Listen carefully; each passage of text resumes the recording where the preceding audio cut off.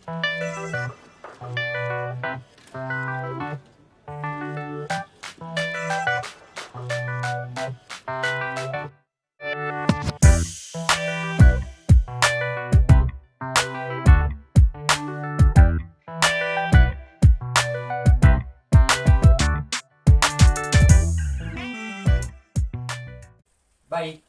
pada kesempatan kali ini kami kelompok 3 dari kelas 12 IPS 5 ingin mengerjakan tugas geografi, yaitu kerjasama bilateral dan multilateral Indonesia pada masa kepemimpinan Presiden Jokowi. Sebelum masuk pada materi, kami ingin memperkenalkan nama kami masing-masing. Perkenalkan, nama saya Kristologus Rianto Dloking. Saya Ramyardi Susilo. Saya Aprili Eleukarista Cisma. Saya Yohana Gardis Aitadirma. Saya Sofiana Pramitasari. Saya Familia Dewi Putri Tiara Zebarut. Saya Risto Polidoni. Baik, jadi kerjasama multilateral bilateral merupakan kerjasama yang terjadi antara satu negara dan negara lain. Jadi kerjasama multilateral merupakan kerjasama yang dilakukan oleh lebih dari dua negara atau kerjasama yang dilakukan negara-negara dengan lembaga internasional. Sedangkan kerjasama bilateral merupakan kerjasama yang dilakukan oleh kedua negara dalam membangun negara yang lebih baik. Tujuannya untuk membantu membangun dalam bidang ekonomi, politik, pertahanan, dan lain-lain. Jadi untuk teman-teman, saya akan memaparkan 3 video.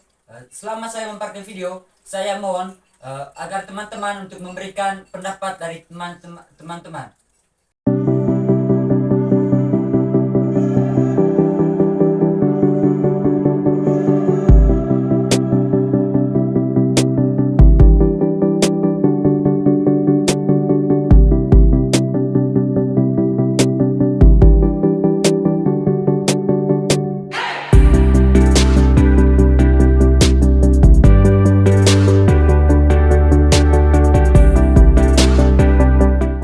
Indonesia merasa terhormat untuk meneruskan presidensi G20 tahun 2022. Presidensi G20 di Indonesia akan mendorong upaya bersama untuk pemulihan ekonomi dunia dengan tema Recover Together, Recover Stronger. Pertumbuhan yang inklusif, yang people-centered, serta ramah lingkungan dan berkelanjutan menjadi komitmen utama kepemimpinan Indonesia di G20. Upaya tersebut harus dilakukan dengan cara luar biasa, terutama melalui kolaborasi dunia yang lebih kokoh dan inovasi yang tiada henti. G20 harus menjadi motor pengembangan ekosistem yang mendorong kolaborasi dan inovasi ini. Hal ini yang harus terus kita perdalam pada pertemuan-pertemuan kita ke depan. Saya mengundang Yang Mulia dan Bapak Ibu untuk hadir melanjutkan diskusi pada KTT G20 di Indonesia. Kami akan menjamu Yang Mulia dan Bapak Ibu di hamparan pantai Bali yang indah yang menginspirasi gagasan-gagasan inovatif untuk produktivitas G20 ke depan. Sampai bertemu di Indonesia. Terima kasih.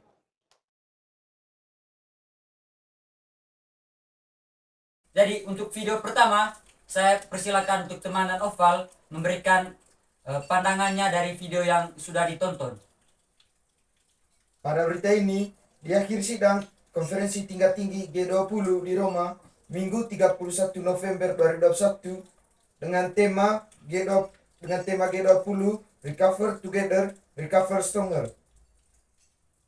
Mengundang Bapak Jokowi sebagai Presiden Republik Indonesia, mengundang anggota G20 untuk menyelenggarakan G20 2022 berlangsung di Indonesia, tepatnya di Bali. Teman Roni. Presiden Jokowi juga menyampaikan G20 di Indonesia akan mendorong upaya bersama untuk memulih ekonomi dunia. Dan juga Jokowi juga mengucapkan selamat kepada Italia yang sukses menjalankan presidensi G20 di tahun 2021. Jokowi merasa terhormat untuk meneruskan presidensi G20 pada tahun 2022. Baik, terima kasih untuk pandangan dari teman Roni dan teman Oval pada video yang pertama. Selanjutnya kita ke berita yang kedua. Presiden Joko Widodo dan Perdana Menteri Singapura Lee Hsien Loong sepakat meningkatkan kerjasama ekonomi dan hukum kedua negara dan juga menguatkan dukungan keketuaan Indonesia di ASEAN pada tahun ini.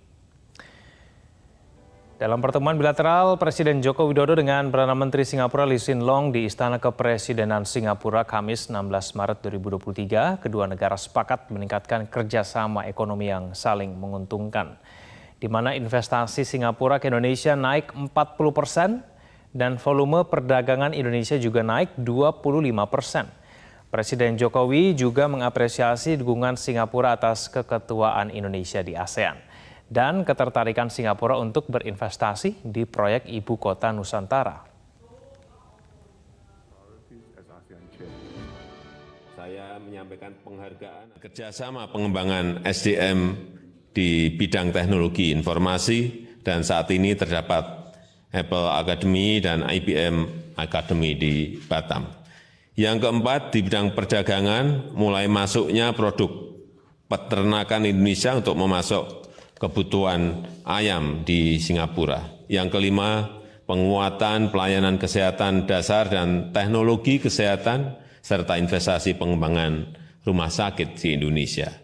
Secara keseluruhan dalam pertemuan kali ini terdapat 20 letter of intent minat swasta Singapura untuk berinvestasi di IKN Nusantara, kemudian 9 MOU B2B di bidang healthcare dan digital, dan 7 MOU G2G antara lain di bidang energi, kesehatan, dan digital. Baik, untuk berita yang kedua, saya meminta teman Ayu dan teman Chelsea untuk memberikan pandangannya berkaitan dengan berita yang sudah ditonton. Jadi saya dan teman saya Ayu di sini bukan memberikan tanggapan mengenai video yang telah kami tonton, melainkan mengulas kembali isi dari video tersebut. Jadi berdasarkan video yang telah kami tonton, bahwa dalam video ini berisikan kerjasama antara Indonesia, yaitu Presiden Joko Widodo, dengan Perdana Menteri Singapura, yaitu Lee Hsien Loong. Dalam video ini, mereka menjalin hubungan kerjasama yang baik. Mereka bekerja sama dalam meningkatkan ekonomi dan hukum.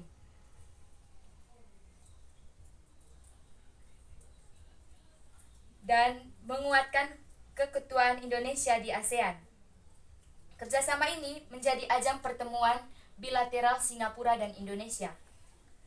Kamis 16 Maret 2023, Presiden Joko Widodo dan Perdana Menteri Singapura mengadakan pertemuan bilateral mereka di Istana Kepresidenan Singapura. Mereka bersepakat untuk meningkatkan kerjasama ekonomi yang menguntungkan kedua negara tersebut, di mana investasi Singapura ke Indonesia naik 40%, serta volume perdagangan Indonesia juga naik 25%. Presiden Joko Widodo memberikan apresiasi yang begitu luar biasa kepada Singapura karena telah mendukung Indonesia dalam keketuaan di ASEAN.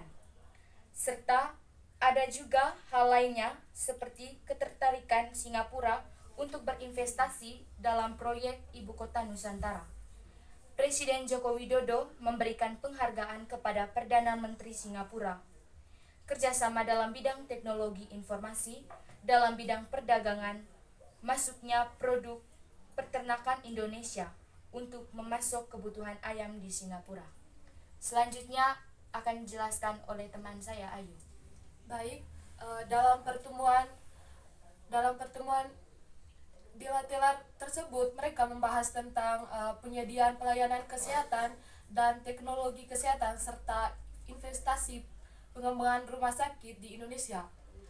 Dalam pertemuan itu secara keseluruhan terdapat 20 ITES dan minat swasta Singapura untuk menginvestasi di Singapura. Pada intinya, kerjasama Indonesia dan Singapura adalah meningkatkan ekonomi dan politik sangat berjalan dengan baik. Dalam pertumbuhan ini kedua negara sangat menyetujui atau bersepakat untuk menjalin kerjasama yang baik sehingga akan membawa perubahan dalam ketataan kedua negara. Dalam pertemuan ini juga mereka saling memberikan apresiasi atas hal yang mereka lontarkan. Baik, terima kasih atas pandangan dari teman Ayu dan teman Chelsea. Selanjutnya kita ke video ketiga. Jadi di video ketiga ini saya ingin meminta pendapat dari teman Sari dan teman Tiara. Kita ke informasi mancanegara, pemirsa. Presiden Republik Indonesia Joko Widodo untuk pertama kalinya memberi pidato dalam sesi debat umum mewakili Indonesia di sidang Majelis Umum PBB tahun ini. Dalam pidatonya, Presiden Jokowi menekankan kerjasama dan multilateralisme di tengah pandemi. Yang mulia, kehadiran Perdana Presiden Republik Indonesia Joko Widodo dalam sidang Majelis Umum PBB adalah lewat rekaman yang disampaikan virtual dalam sesi debat umum sidang ke-75 Majelis Umum yang berlangsung virtual dan hanya dihadiri satu anggota delegasi masing-masing negara. prinsip-prinsip piagam PBB dan hukum internasional kerap tidak diindahkan. Bagaimana pandangan teman Sari dan teman Tiara setelah menonton video yang ketiga ini?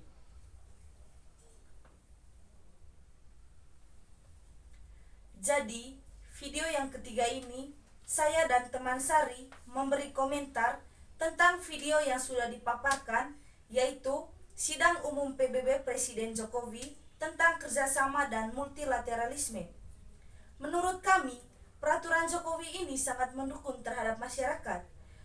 Kami juga mengapresiasi tentang objektivitasnya yang sangat jelas, pesan-pesannya juga yang sangat bermakna, karena belum tersapainya suatu dunia yang diharapkan oleh semua masyarakat. Yang kita lihat sejak perkembangan dunia sampai sekarang ini, banyak hal yang harus kita lakukan bersama. Yang pertama, kita harus memberikan harapan bahwa pandemi COVID-19 akan bisa tertangani dengan cepat, adil, dan merata.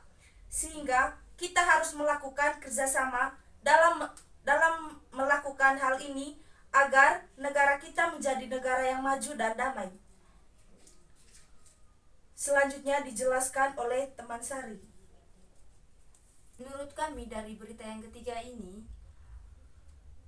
Presiden Jokowi mendorong agar kerjasama dalam penanganan COVID-19 diperkuat, baik dari sisi kesehatan maupun dampak sosial ekonomi.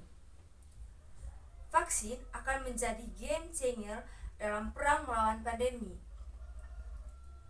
Kita harus bekerjasama untuk memastikan bahwa semua negara mendapat akses setara terhadap vaksin yang aman dan dengan harus terjangkau.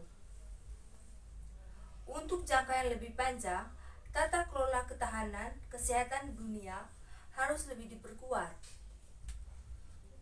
Baik, terima kasih atas keterangan yang diberikan oleh keenam teman. Jadi kita dari ketiga video yang sudah kita tonton, kita bisa menarik kesimpulan bahwasanya kerjasama bilateral dan multilateral itu sangat berguna bagi keberlangsungan negara, di mana jika di suatu negara itu mengalami krisis atau kekurangan, maka mereka bisa menggunakan atau mereka bisa mencari bantuan dari negara-negara lain dengan kerjasama yang telah mereka jalin dengan negara lain.